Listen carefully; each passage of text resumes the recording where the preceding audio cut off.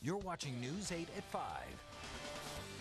It has been 8 years now since NFL star Pat Tillman was killed by friendly fire in Afghanistan. His widow was here in Connecticut today sharing her personal anguish. Marie Tillman sat down for a conversation with News 8's Jocelyn Momentum. What did you find, Jocelyn? Well, Sonia and Darren, as you can imagine, after her husband died, Marie Tillman had a really tough time talking about it. Now she is reaching out to help others to live life inspired by her husband's last request. He was a star pro football player with the Arizona Cardinals. But after September 11, Pat Tillman chose to give it up, to serve and protect his country. It was a decision his widow Marie says reflected his human side.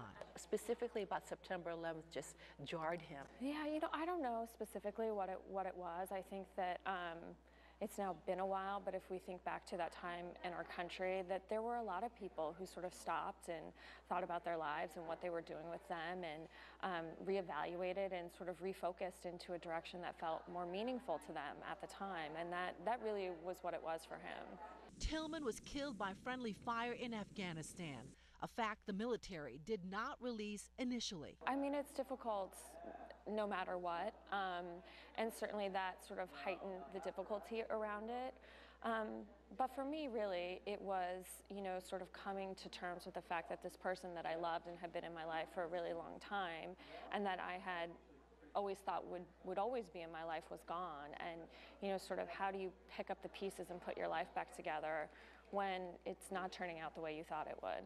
She now speaks before groups like the Center for Hope in Darien, and heads up the Pat Tillman Foundation, offering scholarships to veterans and spouses nationwide as she moves forward in life. I think that you just have to sort of be gentle with yourself when you're going through something difficult, and realize that, as cliche as it is, that time does help.